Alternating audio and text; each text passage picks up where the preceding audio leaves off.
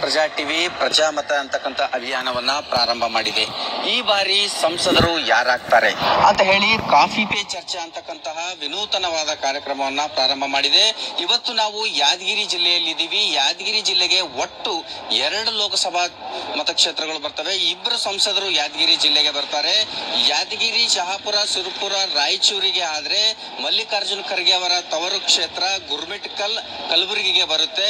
ಈ ಬಾರಿ ಯಾರು ಸಂಸದರಾಗ್ತಾರೆ ಅಂತ ಹೇಳಿ ನಾವು ಇಲ್ಲಿ ಕಾಫಿ ಕುಡಿತಕ್ಕಂತಹ ಜನರನ್ನ ಕೇಳೋಣ. ಈ ಬಾರಿ ಯಾರು ಸಂಸದರಾಗ್ತಾರೆ ಅಂತ ಹೇಳಿ. ಸರ್ ನಮಸ್ಕಾರ. ಈ ಬಾರಿ ಲೋಕಸಭೆ ಚುನಾವಣೆ ಬಂತು, ಹತ್ರ 23ನೇ ತಾರೀಕು ಚುನಾವಣೆ ಇದೆ. ಈ ಬಾರಿ ಯಾರು ಸಂಸದರಾಗ್ತಾರೆ? ರಾಯಚೂರಿಂದ ಆಗಿರ್ಬಹುದು, ಗುಲ್ಬರ್ಗದಿಂದ ಆಗಿರ್ಬಹುದು, ಯಾರು ಆಗ್ತಾರೆ ತಮ್ಮ ಅಭಿಪ್ರಾಯ? ಸರ್, ನಮ್ಮ ಅಭಿಪ್ರಾಯ ತಿಳಿಸೋದು ಒಂದು ಏನದ ಅಂತಂದ್ರೆ ಹೈದರಾಬಾದ್ ಕರ್ನಾಟಕ ಭಾಳ ಹಿಂದುಳಿದ ಪ್ರದೇಶ. ಅದು ಮೇಲಾಗಿ ಕಾಂಗ್ರೆಸ್ ಭದ್ರಕೋಟೆ ಇಲ್ಲಿ ತನಕ ಯಾವ ಅಭಿವೃದ್ಧಿ ಕೆಲಸಗಳು ದೊಡ್ಡ ಪ್ರಮಾಣದಾಗಂತೂ ಇಲ್ಲಿ ಆಗೇ ಇಲ್ಲ. ಯಾವಲ್ಲೇ ಹೋಗಲಿ ಸೆಂಟ್ರಲ್ದಾಗ ತಗೋರಿ, ಸೆಂಟ್ರಲ್ ಫಂಡ್ ತಂದು ಈ ಜನಪ್ರತಿನಿಧಿಗಳಿಗೆ ಎಷ್ಟು ಬಂದದ ಏನಾದ ಇಲ್ಲಿ ತನಕ ಒಂದು MP ದವ್ರದ್ದು ಒಂದು ಆಫೀಸ್ ಇಲ್ಲ. ಇಲ್ಲಿ ಜನಪ್ರತಿನಿಧಿಗಳು ಭೇಟಿ ಆಗ್ಬೇಕಾದ್ರೆ ಒಂದು ಆಫೀಸ್ ಕೂಡ ಇಲ್ಲ. ಪ್ರತಿ ವರ್ಷ ಹಿಂಗೆ ದುಡ್ಡು ಕೊಡ್ತಾರ, ಓಟ್ ಟ್ಯಾಕ್ಸ್ ಅಂತಾರ, ಓಡಿ ಹೋಗ್ತಾರೆ. ಅಭಿವೃದ್ಧಿ ಎಂಬುದು ಒಟ್ಟ ಕೀಳು ಮಟ್ಟದ ತಂದು ಹಾಕ್ಬಿಟ್ರೆ. ಯಾಕಂತಂದ್ರೆ ಗೊತ್ತಾಗ್ಬಿಟ್ಟದ ಅಭಿವೃದ್ಧಿ ಹೆಂಗದ, ಜನ ಹೆಂಗದ. ಇಲ್ಲಿ ಬರೀ ರೊಕ್ಕ ಬಿಸಿ ಹಾಕಿದ್ರೆ ಓಟ್ ಹಾಕ್ತಾರೆ, ತಗೊಂತಾರೆ, ಮತ್ತೆ ಮುಂದೆ ತಮ್ಮ ಕಾರ್ಯಗಳ ಪ್ರಯತ್ನ ಮಾಡ್ಕೊಂತ ಹೋಗ್ಬಿಡ್ತಾರೆ. ಇವನ್ ಖರ್ಗೆ ಸಾಹೇಬರು ಸೆಂಟ್ರಲ್ದಾಗ ವಿರೋಧ ಪಕ್ಷ ನಾಯಕರಾಗಿ ಅವ್ರನ್ನು ಕೂಡ ತನ್ನ ಪಕ್ಷದ ಮಟ್ಟದಾಗ ಇರ್ತಕ್ಕಂಥ ಯಾರು MP ಗಳಾದಾರ ಅವ್ರಿಗಿನ ಕ್ಲಾಸ್ ತಗೋಕೂ ತೈನಿತಿಲ್ಲ. ಅವ್ರ ಒಟ್ಟ ಏನ್ ಮಾಡಕತ್ತೀರಿ ನೀವು? ಈ ಒಂದೊಂದು ಏನನ್ನ ಒಂದು ಅಭಿವೃದ್ಧಿ ಕೆಲಸಗಳು ಏನ್ ಮಾಡ್ರಿ? ಸುಮ್ಮನೆ ಬರೋದು, ಎಲ್ಲ ಜನರಿಗೆ ಕರೆಸೋದು, ಒಂದು ದೊಡ್ಡ ದೊಡ್ಡ ಸಮಾರಂಭಗಳು ಮಾಡೋದು, ಈ ಬೇಕಾದದ್ದನ್ನು ಎಲ್ಲ ಹೇಳಿ ಏನನ್ನ ಕೊಟ್ಟು ವೇಟ್ ಆಗಿಬಿಡ್ತಾರೆ. ಒಟ್ಟು ಕೇವಲ ಬರೀ ಸಭೆ ಸಮಾರಂಭಗಳಿಗೆ, ಉದ್ಘಾಟನೆಗಳಿಗೆ ಮಾತ್ರ ಬರ್ತಾರೆ ಸಂಸದರು, ಹೊರತಾಗಿ ಯಾವುದೇ ಒಂದು ಅಭಿವೃದ್ಧಿ ಆಗಿಲ್ಲ. ಅಭಿವೃದ್ಧಿ ಕುಂಠಿತವಾಗಿ ಇದೆ ಅಂತ ಒಬ್ರು ಹೇಳಿದ್ದಾರೆ. ಈಗ ಇನ್ನೊಬ್ರು ಏನ್ ಹೇಳ್ತಾರೆ ಅವ್ರನ್ನ ಕೇಳೋಣ. ಸರ್, ತಮ್ಮ ಅಭಿಪ್ರಾಯ ಏನ್ ಹೇಳಿ ಸರ್? ಸರ್ ಯಾರಾದ್ರಿ? ಇವತ್ತಿನ ಸದ್ಯ ಪರಿಸ್ಥಿತಿ ಮಟ್ಟಿಗೆ ದೇಶದಲ್ಲಿ ಏನಪ್ಪ ಅಂದ್ರೆ ಮೋದಿಯಲ್ಲಿ ಅಲೆ ಇದೆ, ಮೋದಿ ಗಾಳಿ ಇದೆ. ಮೋದಿ ಬರೋದ್ರಿಂದ ಬಹುಶಃ ಇವತ್ತಿನ ಯುವಕರಾಗಲಿ ವೃದ್ಧರಾಗಲಿ ಎಲ್ಲರೂ ಮಾತಾಡ್ತಾರೆ ದೇಶದ ಒಳಿತಿಗಾಗಿ BJP ಮತ ಹಾಕ್ಬೇಕಂತ ಮಾತಾಡ್ತಾ ಇದ್ದಾರೆ ಜನ. ಒಟ್ನಲ್ಲಿ ಒಬ್ರು ಏನ್ ಹೇಳ್ತಾರೆ ಅಂತಂದ್ರೆ ಮೋದಿ ಅವರ ಅಲೆ ಇದೆ, ಮೋದಿ ಅವರು ಬಂದ್ರೆ ದೇಶಕ್ಕೆ ಒಳ್ಳೆಯ ಭವಿಷ್ಯ ಇದೆ ಅಂತಕ್ಕಂಥದ್ದು ಒಬ್ರು ಹೇಳ್ತಾರೆ. ಅದ್ರ ಜೊತೆಗೆ ಇಲ್ಲಿ ಯುವಕರು ಕೂಡ ಇದ್ದಾರೆ ನಮ್ಮ ಜೊತೆಗೆ. ಈ ಯುವಕರು ಏನ್ ಹೇಳ್ತಾರೆ, ಯುವಕರನ್ನ ಕೇಳೋಣ. ಸರ್, ತಾವೇನ್ ಹೇಳ್ತೀರಾ? ಈ ಬಾರಿ ಲೋಕಸಭಾ ಚುನಾವಣೆಯಲ್ಲಿ ಯಾರು ಬಹುಮತ ಬಂದ್ರೆ ಒಳ್ಳೇದಿರುತ್ತೆ? ಇನ್ನು ಕೇಂದ್ರದಲ್ಲಿ ರಾಹುಲ್ ಗಾಂಧಿ ಅವರು PM ಆಗ್ತಾರ ಅಥವಾ ಮತ್ತೆ ನರೇಂದ್ರ ಮೋದಿ ಅವರು PM ಆಗ್ತಾರ? ನರೇಂದ್ರ ಮೋದಿ. ಯಾಕೆ ನರೇಂದ್ರ ಮೋದಿ ಅವರು ಯಾಕೆ ಆಗ್ಬೇಕು? ಹಲವಾರು ಯೋಜನೆಗಳು ಜಾರಿ ತಂದಾರ. ಮೋದಿ ಅವರು ಬಂದಿಂದ ಎಲ್ಲ ಏನು ಯಾವುದೇ ಇದಿಲ್ಲ. ಮೊದಲು ರಾಹುಲ್ ಗಾಂಧಿ ಕಾಂಗ್ರೆಸ್ ಹಲವಾರು ವರ್ಷಗಳಿಂದ ಅಧಿಕಾರದಲ್ಲಿದೆ ಸೆಂಟ್ರಲ್ ಅಲ್ಲಿ, ಆದ್ರೆ ಅಷ್ಟೊಂದು ಅಭಿವೃದ್ಧಿ ಆಗಿರಲಿಲ್ಲ. ಆದ್ರೆ ಮೋದಿ ಅವರು ಬಂದ ಕೇವಲ 4 ವರ್ಷ ಹಲವಾರು ಮುಖ್ಯವಾಗಿರ್ತಕ್ಕಂಥದ್ದು ಯೋಧರಿಗೆ ಎಲ್ಲಾ ಸೌಲಭ್ಯ ಕೊಡ್ತಕ್ಕಂಥ ಸರ್ಕಾರ ಅಂದ್ರೆ BJP. ಮೋದಿಗಾಗಿ ನಾವು, ನಮಗಾಗಿ ಮೋದಿ. ಈ ಯುವಕರು ಏನ್ ಹೇಳ್ತಾರೆ ಅಂತಂದ್ರೆ ಮೋದಿಗಾಗಿ ನಾವು, ನಮಗಾಗಿ ಮೋದಿ, ಮೋದಿಯವರು ಬಂದ್ರೇನೆ ಒಳ್ಳೇದಾಗುತ್ತೆ ಅಂತ ಹೇಳ್ತಾರೆ. ಅದ್ರ ಜೊತೆಗೆ ಇನ್ನೊಬ್ಬರು ಕೂಡ ಇದ್ದಾರೆ, ಅವ್ರೇನ್ ಹೇಳ್ತಾರೆ ಕೇಳೋಣ. ಸರ್, ನಾವು ಕ್ಯಾಂಡಿಡೇಟ್ ಯಾವ್ದು ನಿಂದಿರುತ್ತೆ ಅಂತ ನಮಗೇನು ಇದುವರೆಗೂ ಗೊತ್ತಿಲ್ಲ. ಬಟ್ ನಾವು ಹಾಕೋದು ಮಾತ್ರ ಮೋದಿಗೆ ವೋಟ್ ಹಾಕೋದು, BJP. ಅಭ್ಯರ್ಥಿ ಯಾರೇ ಆಗಿರ್ಲಿ, ಯಾರೇ ನಿಂತ್ಕೊಳ್ಳಿ, ನಾವು ಮಾತ್ರ ಮತ ಹಾಕೋದು ಮೋದಿಗೆ ಅಂತಕ್ಕಂತ ಮಾತನ್ನ ಹೇಳ್ತಾ ಇದ್ದಾರೆ. ಜೊತೆಗೆ ಇನ್ನೊಬ್ಬರು ಇದ್ದಾರೆ, ಅವ್ರೇನ್ ಹೇಳ್ತಾರೆ ಕೇಳೋಣ. ಸರ್, ತಮ್ಮ ಅಭಿಪ್ರಾಯ? ನಮ್ಮ ಅಭಿಪ್ರಾಯ ಸರ್, ನಾವು ಗುರ್ಮಿಟ್ಕಲ್ ಮತಕ್ಷೇತ್ರದವರು. ನಮ್ಮ ಭಾಗದ ಲೋಕಸಭಾ ಸದಸ್ಯರು ಮಲ್ಲಿಕಾರ್ಜುನ್ ಖರ್ಗೆ ಅವರು ಅಲ್ಲಿಂದ ಬಹಳ ಕೆಲಸ ಆಗ್ಯಾವ ನಮ್ಮಲ್ಲಿ. ಇಲ್ಲಿಂದ ಗುರ್ಮಿಟ್ಕಲ್ಗೆ ನೀರಿಂದ ಕುಡಿಯ ನೀರಿನ ದೊಡ್ಡ ಪ್ರಾಬ್ಲಮ್ ಇತ್ತು. ಅದು ಒಂದು 50 ಕೋಟಿ ಕೊಟ್ಟು ಇಲ್ಲಿ ಯಾದಗಿರಿಲಿಂದ ಗುರ್ಮಿಟ್ಕಲ್ಗೆ ಕುಡಿಯ ನೀರಿನ ಕಾಮಗಾರಿ ಮಾಡಿ ನೀರು ಕೊಡಿಸ್ತಾ ಇದ್ದಾರೆ ಗುರ್ಮಿಟ್ಕಲ್ಗೆ. ಮತ್ತೆ 32 ಕೆರೆಗಳಿಗೆ 440 ಕೋಟಿ ಕೊಟ್ಟು 32 ಕೆರೆಗಳಿಗೆ ನೀರಾವರಿ ಸೌಲಭ್ಯವನ್ನು ಕಲ್ಪಿಸಲು ಅವರು ದೊಡ್ಡ ಕೊಡುಗೆ ಅದ. ಆಮೇಲೆ ಎರಡನೇದ್ದು, ಗುರ್ಮಿಟ್ಕಲ್ ಕಾನ್ಸ್ಟಿಟ್ಯೂನ್ಸಿ ಪ್ರತಿ ಹಳ್ಳಿಗೋರಿ ಮೂಲಭೂತ ಸೌಕರ್ಯ ಎಲ್ಲ ಒದಗಿಸ್ತಾರೆ. ಈಗ ನಾವು ಮತ್ತೊಂದು ಕಡೆ ಕ್ಯಾಂಟೀನ್ ಒಂದರಲ್ಲಿ ಇದ್ದೀವಿ. RTO ಕಚೇರಿಯ ಪ್ರಮುಖ ಆಗಿರ್ತಕ್ಕಂಥ ಇಲ್ಲಿ ಸಾಕಷ್ಟು ಜನ ಟೀ ಕುಡಿಯೋದಕ್ಕೆ, ಕಾಫಿ ಕುಡಿಯೋದಕ್ಕೆ ಬರ್ತಾರೆ. ಈ ಒಂದು ಕ್ಯಾಂಟೀನ್ ಅಲ್ಲಿ ನಾವಿದ್ದೀವಿ. ಈ ಜನರು ಟೀ ಕಾಫಿ ಕುಡಿತಾ ಇದ್ದಾರೆ. ಇವ್ರ ಜೊತೆಗೆ ನಾವು ಚರ್ಚೆಯನ್ನು ಮಾಡೋಣ. ಈ ಬಾರಿ ಲೋಕಸಭೆ ಸಂಸದರು ಯಾರಾಗ್ತಾರೆ? ಮೊದಲೇ ಹೇಳಿದಾಗೆ ಯಾದಗಿರಿ, ಶಹಾಪುರ, ಸುರಪುರ, ರಾಯಚೂರು ಸಂಸದರಿಗೆ ಸಂಬಂಧಪಡುತ್ತೆ. ರಾಯಚೂರಿನವರು ಸಂಸದರು ಇರ್ತಾರೆ. ಈ ಬಾರಿ ಯಾರು ಸಂಸದರನ್ನ ಆಯ್ಕೆ ಮಾಡ್ತಾರೆ ಯಾದಗಿರಿ ಜಿಲ್ಲೆ ಜನ? ಯಾರು ಆಗ್ತಾರೆ, ಅವರ ನಿರೀಕ್ಷೆ ಏನಿದೆ ಅಂತ ಕೇಳೋಣ. ಸರ್, ತಾವೇನ್ ಹೇಳ್ತಾರೆ ಈ ಬಾರಿ? ಈ ಒಂದು ನರೇಂದ್ರ ಮೋದಿ ಪ್ರಧಾನಮಂತ್ರಿ ಆದ್ಮ್ಯಾಗ ಸಾಕಷ್ಟು ಬಡವ ಜನರ ಕೆಲಸಗಳು ಮಾಡಿದಾರೆ. ಅವರು ಸಾಕಷ್ಟು ಬಡ ಮತ್ತು ಕಾರ್ಮಿಕರ ಮತ್ತು ಎಲ್ಲ ವ್ಯಾಪಾರಸ್ಥರ ಪರವಾಗಿ ರೈತರ ಪರವಾಗಿ ಕೆಲಸ ಅವ್ರು ಮಾಡಿದಾರ. ಅದ್ರ ಸಲಕ್ಕೆ ಇದೊಂದು ಬಾರಿ ನರೇಂದ್ರ ಮೋದಿ ಅವರಿಗೆ ಪ್ರಧಾನಮಂತ್ರಿ ಮಾಡ್ಬೇಕಂತ ನನ್ನ ಇಚ್ಛೆ ಅದ. ಯಾವುದೇ ಅಭ್ಯರ್ಥಿಯಾಗಿ ರಾಯಚೂರು ಲೋಕಸಭೆಗೆ ನಮ್ದು ಯಾದಗಿರಿ ಬರೋದು ರಾಯಚೂರು, ಶಾಪುರ, ಸುರಪುರ, ಯಾದಗಿರಿ. ಅದ್ರ ಸಲಕ್ಕೆ ನಾವು ಬಿಜೆಪಿ ಗೆಲ್ಲುತ್ತಂತ ನಾ ಹೇಳ್ತೇನೆ. ಇವ್ರು ಹೇಳ್ತಕ್ಕಂಥ ಮಾತು, ಯಾರೇ ಅಭ್ಯರ್ಥಿ ಯಾರೇ ಆಗಿರ್ಲಿ ಗೆಲ್ಲೋದು ಮಾತ್ರ ಬಿಜೆಪಿ, ನಾವು ಮಾತ್ರ ಬಿಜೆಪಿಗೆ ಮತ ಹಾಕ್ತಿವಿ, ಬಿಜೆಪಿನೇ ಬಹುಮತ ಬರುತ್ತೆ, ಬಿಜೆಪಿನೇ ಗೆಲ್ಲುತ್ತೆ ಅಂತಕ್ಕಂಥ ಮಾತನ್ನ ಹೇಳ್ತಾ ಇದ್ದಾರೆ. ಈಗ ಇನ್ನೊಬ್ರು ನಮ್ ಜೊತೆಗಿದ್ದಾರೆ, ಏನ್ ಹೇಳ್ತಾರೆ ಅವರನ್ನೇ ಕೇಳೋಣ. ಸರ್, ತಾವೇನ್ ಹೇಳ್ತೀರಾ? ಸರ್, ನಮ್ಮ ದೇಶದ ಉತ್ತಮ ಪ್ರಧಾನಮಂತ್ರಿಯಾದ ನರೇಂದ್ರ ಮೋದಿ ಅವರು ದೇಶಕ್ಕಾಗಿ ಒಂದು ಒಳ್ಳೆ ಕೆಲಸಗಳನ್ನು ಮಾಡಿದ್ದಾರೆ.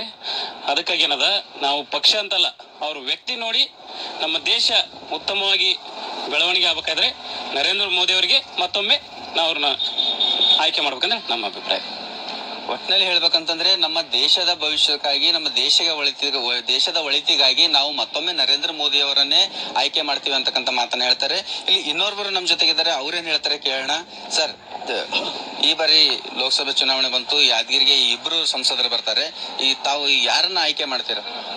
ರಾಷ್ಟ್ರದ ಮತ್ತು ದೇಶದ ಹೆಮ್ಮೆಯ ಪುತ್ರ ಮೋದಿಯವರಿಗೆ. ಯಾಕಂದ್ರೆ ಇದುವರೆಗೂ ಕಾಂಗ್ರೆಸ್ ಪಕ್ಷ ಸೈನಿಕರಿಗೆ ಯಾವ ರೀತಿ ಬೆಲೆ ಇತ್ತು ಎಂಬುದು ಈ ಮೋದಿಜಿಯವರು ತೋರಿಸ್ಕೊಟ್ರು. ಜೊತೆಗೆ ನಮ್ಮ ದೇಶದ ಮಗಧೀರ ಅಂದ್ರೂ ಮೋದಿಜಿಯವರು. ಎಲ್ಲ ಯುವತ ಜನದ ರಾಷ್ಟ್ರದ ದೇಶದ ಹೆಮ್ಮೆಯ ಪುತ್ರ ಅಂದ್ರೆ ಮೋದಿಜಿಯವರು. ನಮ್ಮೆಲ್ಲ ಯುವಕರು ಕೂಡ ಹಾಗೂ ರಾಜ್ಯದ ಕೂಡ ರಾಷ್ಟ್ರದಲ್ಲಿ ಕೂಡ ಮೋದಿಜಿಯವರಿಗೆ ಎಲ್ಲರೂ ಯುವತು ಒಂದಾಗಿ ಅವ್ರು ಬೆಳೆದಿದ್ದೀವಿ. ಆದರೂ ಮೋದಿಜಿಯವರು ಉನ್ನತ ಹುದ್ದೆ ರಾಷ್ಟ್ರ ಪ್ರಧಾನಮಂತ್ರಿಯಾಗಿ ಇನ್ನೊಂದ್ಸಲ 2019ನೇ ಚುನಾವಣೆಯಲ್ಲಿ ಮೋದಿಯವರು ಪ್ರಧಾನಮಂತ್ರಿ ಮತ್ತೊಮ್ಮೆ ಆಗ್ತಾರೆ, ದೇಶ ಹೆಮ್ಮೆಯ ಪುತ್ರನಾಗ್ತಾರೆ. ಹಾಗೂ ಇತಿಹಾಸದಲ್ಲಿ ಅವರ ಪುಟದಲ್ಲಿ ಒಂದು ಶಾಶ್ವತ ಅಂತ ಹೆಸರೊಂದು ಮಾತ್ರ ಉಳಿತಿದೆ, ನಮ್ಮ ಊಟ ಮಾತ್ರ ಮೋದಿಜಿಯವರಿಗೆ. ಅದ್ರ ಬಗ್ಗೆ ಗುರ್ಮಿಟ್ಕಲ್ನ ಮತದಾರ ಕ್ಷೇತ್ರರು ನಮ್ ಜೊತೆಗಿದ್ದಾರೆ, ಅವ್ರೇನ್ ಹೇಳ್ತಾರೆ ಅಂತ ಅವ್ರನ್ನ. ಸರ್, ತಾವೇನು ಈ ಬಾರಿ ಮಲ್ಲಿಕಾರ್ಜುನ ಖರ್ಗೆ ಅವರು ಗೆಲ್ತಾರ, ಏನು ಉಮೇಶ್ ಜಾಧವ್ ಅವ್ರು ಗೆಲ್ತಾರ? ಏನ್ ಅಭಿಪ್ರಾಯ ತಮ್ಮ? ಜಯಸವಾಲಲ್ಲ, ಉಮೇಶ್ ಜಾಧವ್ ಅವರು ಅಲ್ಲಿ ಗೆಲ್ಬಹುದು. ಯಾಕೆಂದ್ರೆ ಪ್ರೆಸೆಂಟ್ ಅವರು ಅಲ್ಲಿಂದು MLA ಇದ್ದವರು, ಅವರು ಕಾಂಗ್ರೆಸ್ ಪಕ್ಷದ ಪ್ರೆಸೆಂಟ್ ಇದ್ದವರು. ಯಾಕೆ ಒಂದು ಸಮಾಜ ಸಲಹೆ ಅಂತ ಹೇಳಿ ಬರುತ್ತಿದ್ದಿದೆ. ಗುರುಮಠಕಲ್ ಪಕ್ಷದಲ್ಲಿ ನೇತೃತ್ವದಲ್ಲಿ ಗೆಲ್ಲುವುದು ಉಮೇಶ್ ಜಾಧವ್, ಅಲ್ಲಿ ಬಿಜೆಪಿನೇ ಬರುತ್ತದೆ ಫಸ್ಟ್ ಗ್ಯಾರಂಟಿ ಕೆ ಸಾಥ್ ಹೇಳ್ತಿದ್ದು. 100% ಬಿಜೆಪಿನೇ ಬರ್ತದೆ. ಏನಿಗೆ ಮಲ್ಲಿಕಾರ್ಜುನ ಖರ್ಗೆ ಅವರು ಸಾಕಷ್ಟು ಅಭಿವೃದ್ಧಿ ಮಾಡಿದ್ದಾರೆ, ಮತ್ತೆ ಉಮೇಶ್ ಜಾಧವ್ ಅವರು ಯಾಕೆ ಗೆಲ್ತಾರೆ ಅಂತ ತಮ್ಮನೇನ್ರು ಮಗನೇ ಉಸು ಮಾತಿಗೆ ಏನಾದ್ರೂ ಬಿ ಇದ್ರಲ್ಲಿ ಮಗನೇ ಮುಂದೆ ಬರ್ಬೇಕು, ನಮ್ಮ ಮಗನೇ ಇದು ಆಗ್ಬೇಕು ಅಂತ ತನ್ನ ಮಗಗೆ ಮ್ಯಾಗೆ ಎತ್ತಿದ್ದಾರೆ ಕಾರಣಕ್ಕ ಉಮೇಶ್ ಅವರಿಗೂ ಮತ್ ಕೆಲವು ಎಲ್ಲ ಪಕ್ಷದವ್ರು ಓಸು ತನ್ನ ಮಗಗೆ ಬೆಳೆಸ್ಬೇಕು ಅಂತ ಆಸೆ ಅವನು. ಆದ ಕಾರಣಕ್ಕಾಗಿ ಉಮೇಶ್ ಜಾಧವ್ಗೆ ನಾವು ಈ ಸಲ ಬಿಜೆಪಿ 100% ತರ್ತಿದ್ವಿ. ಒಟ್ಟಾರೆಯಾಗಿ ಹೇಳ್ಬೇಕಂತಂದ್ರೆ ಮಲ್ಲಿಕಾರ್ಜುನ ಖರ್ಗೆ ಅವರು ಪುತ್ರ ವಾತ್ಸಲ್ಯದಿಂದ ಈ ಬಾರಿ ಸೋಲ್ತಕ್ಕಂತಹ ಚಾನ್ಸಸ್ ಬಹಳಷ್ಟು ಇದಾವೆ. ಯಾಕಂತಂದ್ರೆ ಮಗನೇ ಸಚಿವರಾಗಿರ್ಬೇಕು, ಮಗನಿಗೆ ಹೆಚ್ಚು ಒತ್ತನ್ನ ಕೊಡ್ತಾರೆ ಅಂತಕ್ಕಂತ ಗುರ್ಮಿಟ್ಕಲ್ನ ಮತಕ್ಷೇತ್ರದವರು ಹೇಳ್ತಾರೆ. ಈಗ ಇನ್ನೊಬ್ರು ಇದ್ದಾರೆ, ಅವ್ರು ಏನ್ ಹೇಳ್ತಾರೆ ಅಂತ ಕೇಳೋಣ. ನಮ್ಮ ಜೊತೆಗಿದ್ದಾರೆ. ಸರ್, ತಾವು ಏನ್ ಹೇಳ್ತೀರಿ ಸರ್? ಈ ಬಾರಿ ಯಾವ ಸಂಸದರನ್ನ ಆಯ್ಕೆ ಮಾಡ್ತೀರಿ? ಯಾವ ಪಕ್ಷಕ್ಕೆ ತಮ್ಮ ಬೆಂಬಲ ಇದೆ? ಸರ್, ನರೇಂದ್ರ ಮೋದಿ ಅವರ ರಾಷ್ಟ್ರ ಮಟ್ಟದ ಮತ್ತು ಈ ನಮ್ಮ ದೇಶಕ್ಕೆ ಅವರು ಕೊಟ್ಟಂತ ಕೊಡುಗೆಗಳು ಬಹಳ ಅಪಾರವಾಗಿವೆ. ಮತ್ತು ಜನಸಾಮಾನ್ಯರಿಗೆ ಮತ್ತು ರೈತರಿಗೆ, ಬಡವರಿಗೆ ಸಾಕಷ್ಟು ಕಾರ್ಯಕ್ರಮಗಳನ್ನು ಕೊಟ್ಟು ನಮ್ಮ ದೇಶ ಏನಪ್ಪ ರಾಷ್ಟ್ರ ಮಟ್ಟದಲ್ಲಿ ಮತ್ತು ಅಂತಾರಾಷ್ಟ್ರೀಯ ಮಟ್ಟದಲ್ಲಿ ಬೆಳೆಸಲು ಅವರು ಒಂದು ಪಣ ತೊಟ್ಟಂತ ಸುಮಾರು 24 ತಾಸಿನಲ್ಲಿ ಅವರು 18 ತಾಸು ಸತತವಾಗಿ ಕೆಲಸ ಮಾಡಿ ಇವತ್ತಿನ ತನಕ ಒಂದೇ ಒಂದು ರಜೆ ತಗೋದೆ ಅವ್ರು ಸಾಕಷ್ಟು ಅಭಿವೃದ್ಧಿ ಕೆಲಸಗಳು ಮಾಡಿದ್ದಾರೆ. ಅವರಿಗೆ ನಮ್ದೇನಪ್ಪ ಬೆಂಬಲ ಇರ್ತದೆ. ಇಲ್ಲಿ ಸ್ಥಳೀಯವಾಗಿ ಯಾವುದೇ ಕಾರ್ಯಕ್ರಮಗಳು ಅವರು ಕೊಟ್ಟಿರೋದಿಲ್ಲ ಕಾಂಗ್ರೆಸ್ದವರು. ಈ ಹಿಂದೆ ಸಣ್ಣ ಫಕೀರಪ್ಪ ಅವರು ಪ್ರತಿಯೊಂದು ಊರಿಗೆ ಬಸ್ ಸ್ಟ್ಯಾಂಡ್ಗಳು ಕೊಟ್ಟಿದ್ರು, ನೀರಿನ ಸವಲತ್ತುಗಳು ಕೊಟ್ಟಿದ್ರು, ವಿದ್ಯಾರ್ಥಿಗಳಿಗೆ ಅವ್ರದ್ದು ಕೊಡುಗೆ ಇತ್ತು, ರೈತರಿಗೆ ಕೂಡ ಇತ್ತು. ಆದ್ರೆ ಇವ್ರು ಯಾವ ಊರಿಗೆ ವಿಸಿಟ್ ಮಾಡಿಲ್ಲ, ಎಲ್ಲಿ ಅವ್ರ ಕಾನ್ಸ್ಟಿಟ್ಯೂನ್ಸಿ ಬರ್ತಾವ ಅಂಬುದೇ ಅವ್ರಿಗೆ ಗೊತ್ತಿಲ್ಲ. ಅದಕ್ಕಾಗಿ ನರೇಂದ್ರ ಮೋದಿ ಅವರಿಗೆ ನಮ್ಮ ಬೆಂಬಲ ಇದೆ. ಅದಕ್ಕಾಗಿ ನಾವೆಲ್ಲರೂ ಕೂಡ ಇದೊಂದು ಸಲ ನಮ್ಮ ದೇಶ ಬಹಳ ಸ್ಟ್ರಾಂಗ್ ಆಗ್ಬೇಕಾದ್ರೆ ನರೇಂದ್ರ ಮೋದಿಗೆ ಬೆಂಬಲಿಸ್ಬೇಕಂತ ನಮ್ದು ಒಂದು ಆದಷ್ಟು ಮಟ್ಟಿಗೆ ನಾವು ಪ್ರಯತ್ನ ಮಾಡ್ತೀವಿ ಸರ್. ಈಗ ನಾವು ಯಾದಗಿರಿಯ ಪ್ರಸಿದ್ಧವಾದಂತಹ ಕ್ಯಾಂಟೀನ್ ಒಂದರಲ್ಲಿ ಇದ್ದೀವಿ. ನಾವು ಇಲ್ಲಿ ನೋಡ್ಬೋದು, ಸುಮಾರು ಜನ ಕಾಫಿ ಕುಡಿಯೋಕೆ ಬರ್ತಾರೆ ದಿನನಿತ್ಯ. ಇವರು ಈ ಬಾರಿಯ ಲೋಕಸಭಾ ಚುನಾವಣೆ ಹತ್ರ ಬರ್ತಾ ಇದೆ. ಈ ಯಾದಗಿರಿ ಜಿಲ್ಲೆಯ ಜನ ಯಾರನ್ನ ಆಯ್ಕೆ ಮಾಡ್ತಾರೆ ಅಂತಕ್ಕಂಥ ಮಾತನ್ನ ಅವರಿಂದಾನೇ ಕೇಳೋಣ. ಸರ್, ಈ ಬಾರಿ ಲೋಕಸಭಾ ಚುನಾವಣೆ ಹತ್ರ ಬಂತು.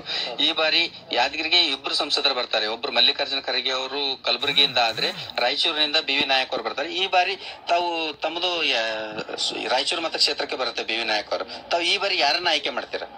ಅಲ್ಲ, ಈ ಬಾರಿ ಕೂಡ ನಾವು ಕಾಂಗ್ರೆಸ್ ಪಕ್ಷದ ಅಭ್ಯರ್ಥಿ ಆದಂತ ಬಿ ವಿ ನಾಯಕ್ ಅವರಿಗೆ ನಾವು ಆಯ್ಕೆ ಮಾಡ್ತೀವಿ. ನಮ್ದು ಲೋಕಲ್ ಯಾದಗಿರಿ ಬಂದು ರಾಯಚೂರು ಕಾನ್ಸ್ಟಿಟ್ಯೂನ್ಸಿ ಬರೋದ್ರಿಂದ ಬಿ ವಿ ನಾಯಕ್ಗೆ ನಾವು ಇದು ಮಾಡ್ತೀವಿ. ಓವರ್ ಆಲ್ ಯಾದಗಿರಿ ಜಿಲ್ಲಾ ಅಂದ್ರೆ ನಮ್ಮ ಗುರುಮಿಟ್ಕಲ್ ಕಾನ್ಸ್ಟಿಟ್ಯೂನ್ಸಿ ಮಾತ್ರ ಕಲಬುರಗಿ ಮತಕ್ಷೇತ್ರಕ್ಕೆ ಬರ್ತದೆ. ಅಲ್ಲಿ ಅಂತೂ ಕಾಮನ್ ಆಗಿ ನಮ್ಮ ನಾಯಕರಾದಂತ ಡಾಕ್ಟರ್ ಮಲ್ಲಿಕಾರ್ಜುನ್ ಖರ್ಗೆ ಅವರಿಗೆ ಆಶೀರ್ವಾದ ಮಾಡ್ತೀವಿ ನಾವೆಲ್ಲರೂ. ಇಲ್ಲಿವರೆಗೂ ನಾವು ಯಾದಗಿರಿ ಜಿಲ್ಲೆಯ ಜನರ ಜೊತೆ ಮಾತಾಡಿದ್ವಿ, ಮುಂದಿನ ಸಂಸದರು ಯಾರು ಅಂತ ಕೇಳಿದ್ವಿ. ಈಗ ಜೊತೆಗೆ ಇನ್ನೋರ್ವ ಸ್ಥಳೀಯರು ಕೂಡ ನಮ್ಮ ಜೊತೆಗಿದ್ದಾರೆ. ಅವ್ರು ಏನ್ ಹೇಳ್ತಾರೆ ಅಂತ ಕೇಳೋಣ. ಸರ್, ತಮ್ಮ ಅಭಿಪ್ರಾಯ? 2019 ಪಾರ್ಲಿಮೆಂಟರಿ ಚುನಾವಣೆಯಲ್ಲಿ ಕೇವಲ ನಮ್ಮ ಕ್ಷೇತ್ರ ಅಂದ್ರೆ ಯಾವುದು ರಾಯಚೂರು MP ಕಾನ್ಸ್ಟಿಟ್ಯೂನ್ಸಿ ಅಲ್ಲ, ಓವರ್ ಆಲ್ ನಮ್ಮ ಭಾರತ ದೇಶದಾಗ ಕಾಂಗ್ರೆಸ್ ಪಕ್ಷನೇ ಆಡಳಿತ ಬರ್ತದ. ಯಾಕಂದ್ರೆ ಮೋದಿ ಎಲೆ ಈಗ ಸಂಪೂರ್ಣವಾಗಿ ಕುಸ್ತದ.